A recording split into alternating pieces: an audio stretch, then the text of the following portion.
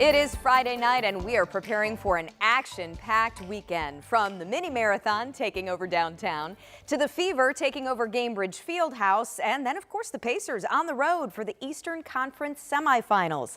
Well, with so much going on, naturally, we're tracking some rain chances as well for the weekend. So Rob's here tonight with the timing, impact, what we can expect, especially for those runners getting up early. Yeah, and I've got some new data that just came in that is a little bit more optimistic as far as the mini marathon for the morning, and may even make some changes here, some adjustments. So let's kind of dive right in. Let's show you where we are with our radar currently. We do have a couple of scattered showers that have been ongoing through the evening and will likely continue through the overnight. Nothing necessarily to write home about, but if you do have to be out overnight tonight, just know there are going to be some wet roadways and maybe even a few thunderstorms if you're headed maybe to Cincinnati.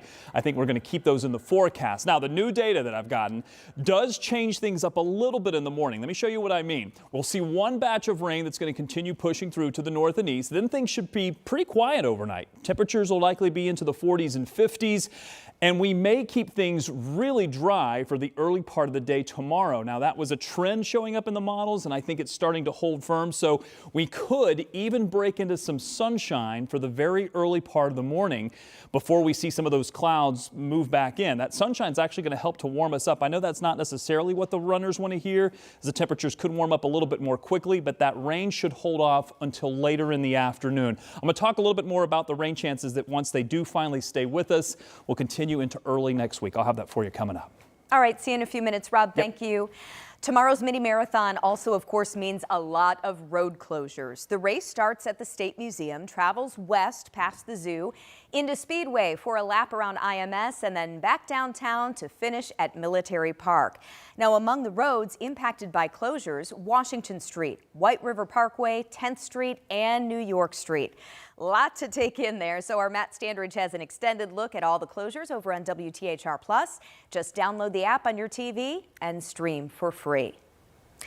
Tonight, we are hearing from the attorney for former IU basketball players suing the university. They're responding to an investigation from a law firm hired by IU about sexual assault claims against a previous team doctor.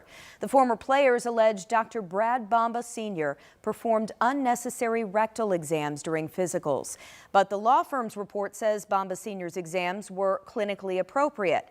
Our Logan Gay spoke with the attorney for the former players. So, Logan, what was their response? Well, Jenny, Michelle Simpson-Teagle represents 10 former IU men's basketball players, and she says they were not surprised about the findings from the Jones Day law firm because it's a private law firm handpicked by the university. It was so clear in the late 90s, outside the standard of medical care. And if it wasn't for medical care or medical purpose, what was it for?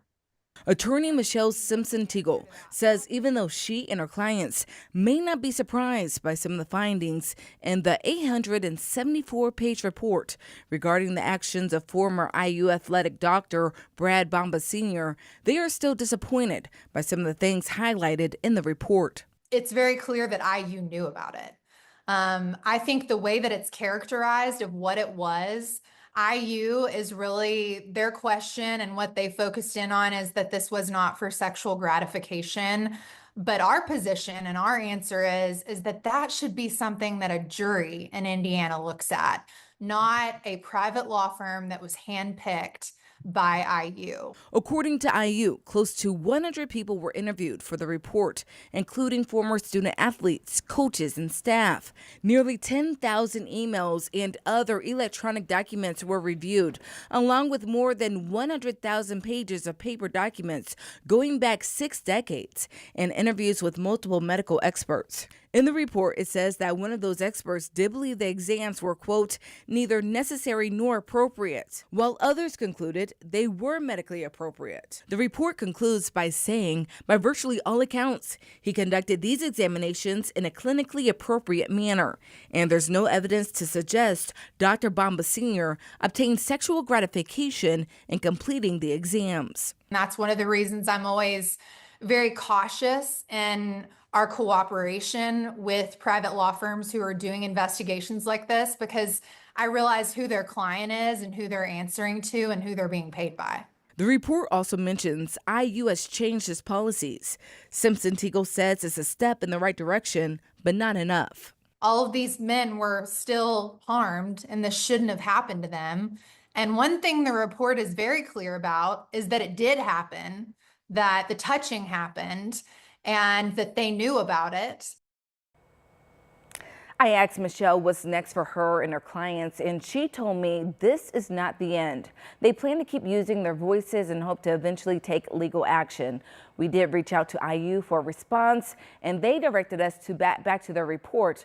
But they did say Indiana University will continue to work toward ensuring the safety and well-being of all members of our community and will continue to take any and all allegations of misconduct seriously. Thanks, Logan. Tonight, state police just releasing some new details on a road rage shooting that sent a 12-year-old to the hospital. State police say 2 drivers were shooting at each other on 465 when one of them, an SUV carrying the child, got off the Emerson exit and crashed into another car. Police found the 12-year-old shot in the back seat, plus the rear driver's side door peppered with bullet holes. Officers later tracked down the other driver they believed was involved. So we have a person of interest in custody right now. Again, we're still trying to figure out exactly what happened, and there's a lot of questions still to answer. Our crime scene investigators are going to respond here to the scene to gather that evidence. Again, a long process, but we're working as fast as we can. We have to be thorough. Tonight, we're told the 12-year-old is still in the hospital, but thankfully expected to be okay.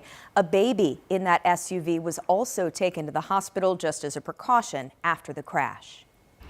Here's a look at the other top stories we're following tonight. We just learned the name of a man shot and killed on the west side yesterday. 21-year-old Andre Johnson was found dead inside a car near Crawfordsville Road and Girls School Road. Police are asking for the community's help as they now search for the suspect. Tonight, we're learning new details about a deadly shooting arrest. IMPD says information from witnesses and public safety cameras led them to the 22-year-old suspect. He's accused of killing 62-year-old Forrest Grant last month at a bus stop near Morris and Belmont. Police say they took the suspect into custody yesterday after a brief foot chase. A woman is in serious condition tonight after a car crashed into a building on Indy's west side. This was the scene near 21st Street and I-465. IMPD and IFD responded to the scene, and the woman driving the car was taken to the hospital. Now investigators are working to determine the cause of that crash. We're also working to learn the name of a man shot and killed by police in Lafayette last night. Police say they were responding to a domestic incident involving a man and a woman, and when officers were inside the apartment, police say the man started shooting at officers and they returned fire. The man died at the scene. Nobody else was hurt. The officers involved are now on administrative leave as this investigation unfolds.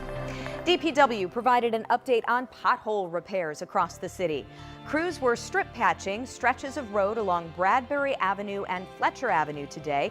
DPW says these improvements will also help extend the pavement life to prevent future potholes from forming.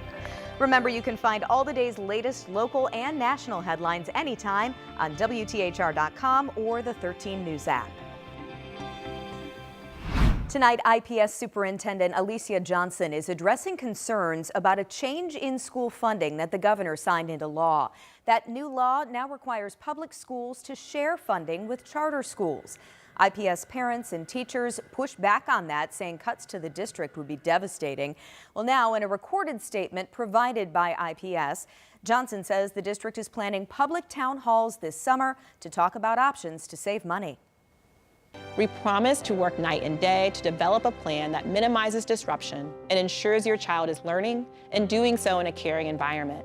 We will communicate with you every step of the way, and we will continue to prioritize strategies that keep our newly expanded offerings available to all of our students. Johnson says the district does not foresee any immediate impact on school operations for the upcoming school year.